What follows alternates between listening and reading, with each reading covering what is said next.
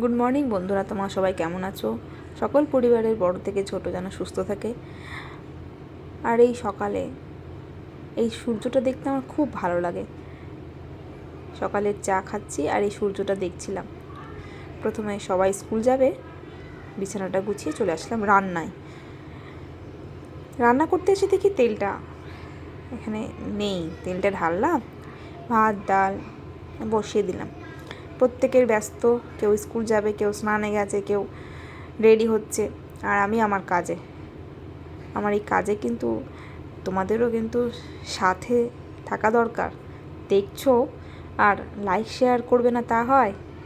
টুক করে follow like share করে দিও। আর আমার কথা কিন্তু মিস্টেক হচ্ছে বুঝতে পারছি, তোমরা কিন্তু সাথে থেকো, কিছু মনে করো না, বন্ধু বলে মনে করো, কাছের মানুষ বন্ধু বলে মনে করো। এই হচ্ছে টিফিন আজকে দেব, পরোটা, আলু পটলের ভাজা, একটা তরকারি করলাম বেসনের, প্রথম করলাম, জানি না কেমন হবে। স্কুল যাওয়ার জন্য রেডি, ওকে স্কুলে পৌঁছে দিলাম, মানে স্কুলে না, সরি, বাসে চড়িয়ে দিলাম, আর ছোটোটাকেও স্কুলে পৌঁছে দিয়ে আসলাম।